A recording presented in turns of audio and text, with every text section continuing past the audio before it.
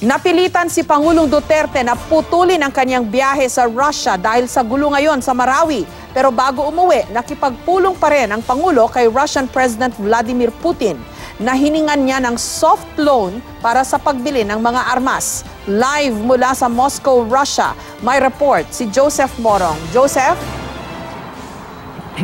Jessica, madaling araw dito sa Russia nang bumalik si Pangulong Duterte dyan sa Pilipinas matapos ngayong kanyang deklarasyon ng martial law. Isang araw lamang halos na natili itong si Pangulong Duterte dito sa Moscow, Russia. Mabuti na lamang at naisingit pa rin yung isa sa mga pinaka-importanting meeting ng Pangulo dapat dito. Ito yung meeting niya kay Russian President Vladimir Putin.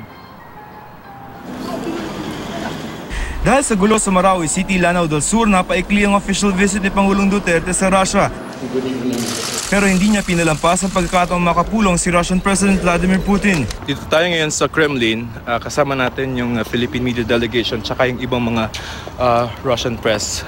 Inihabol yung schedule nitong si Russian President Vladimir Putin at ang ating Pangulo dahil nga nabago yung schedule.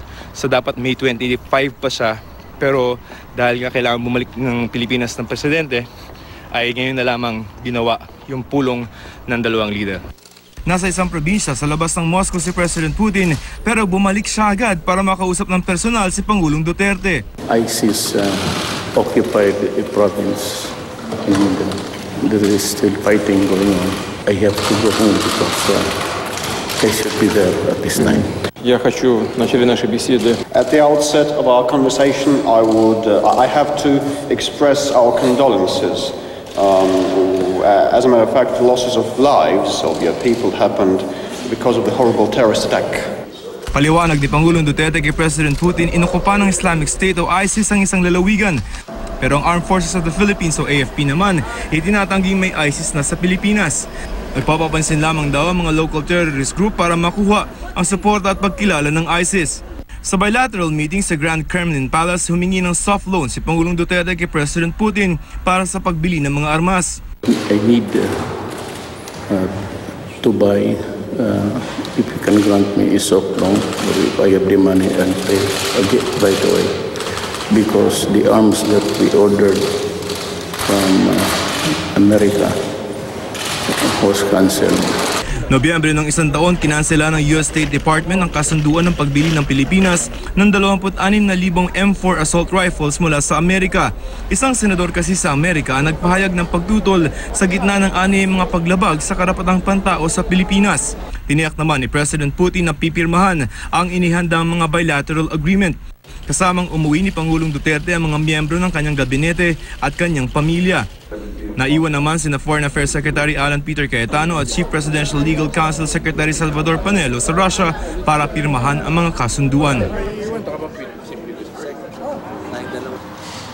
Jessica, just as an anecdote, nung kahapon ay nasa labas ng Moscow, nasa isang probinsya, malayo sa Moscow itong si President Putin. Pero nung nalaman nga na pabalik na sa Pilipinas, ay inadjust itong si President Putin yung schedule at bumalik ng Moscow para matuloy lamang yung pulong niya kay Pangulong Duterte. Halos alampas isang oras nagtagal ang pulong ng dalawang leader at pagkatapos nun, mula sa Kremlin ay dumiretso na sa airport si Pangulong Duterte para bumalik dyan sa Pilipinas. Jessica?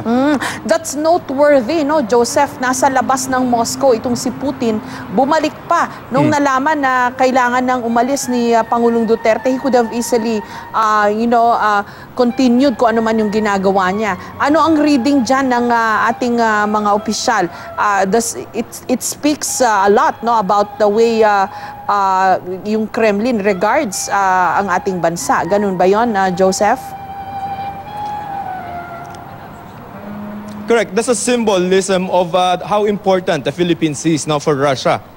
Ang sinasabi is, ang kahapon ang advice sa atin, nung nagsabi ng palasyo na babalik na ng Pilipinas, ang sabi, magtatawagan lamang itong dalawang leader. Pero nung naka-standby tayo dun sa hotel kung saan nakabilit ang Pangulo, sabi biglang may meeting na at kinailangan pa nga bumalik sa Moscow. Alam mo, ang sinabi nitong si President Putin kay President Duterte doon sa Kremlin, sa loob. We were there inside, no? Ang sabi nitong si President Putin, I have to seize the opportunity to see you personally. Remember, Jessica, na parang 3 beses na inulit nitong si President Putin nung nasa APEC Summit sila sa Peru, yung pagbisita, yung imbitasyon niya para kay Pangulong Duterte na pumunta dito. Ang sabi nating ambassador, mas economic yung intention ng Russia sa atin kasi mababa yung trade natin, malaki yung trade deficit at gusto ng Russia na yung mga produkto natin interesado sila doon. So more than political, mas economic yung gustong presence ng Russia doon sa Pilipinas at sa Southeast Asia, Jessica. Maganda na may subtitles, no? Itong kanilang pag-uusap, no? Very rare na magkaroon ng ganito na importanteng diskusyon sa pagitan ng dalawang heads of state. Naka-translate pa, may subtitles, may transcript, no?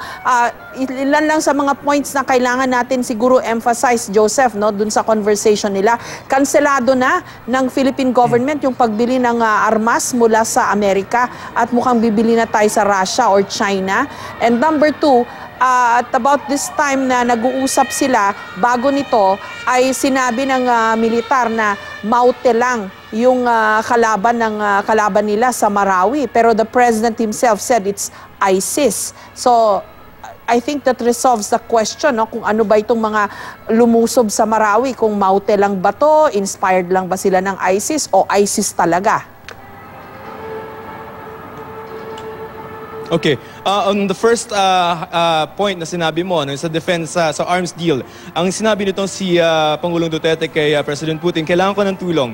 Yung kasing dapat bibili namin sa Amerika, hindi na yung matutuloy. Kinancel na yon. Kaya gusto ko ng armas niyo sana dahil ang context niyan ay meron nga na nilalabanan ng gobyerno natin na threat noong terrorist group. Number two, yung sa ISIS. As far as the President is concerned, yun yung sinabi niya dito kay President Putin. It's the ISIS. Ang sinabi pa, ang soundbite pa niyan, if I remember correctly, ISIS has occupied one of the provinces in the Philippines. At kaya siya umuwi. It's a very urgent matter. Kaya siya bumalik ng Pilipinas. And naintindihan naman daw yun ni President Putin. It's significant that the President mentioned that he is also fighting ISIS in the Philippines kasi yung Russia is also waging a campaign against ISIS. So meron pagkakapareho ang Russia at saka Pilipinas, and they have a common enemy in ISIS, Jessica. Maraming salamat sa iyo, Joseph Morong.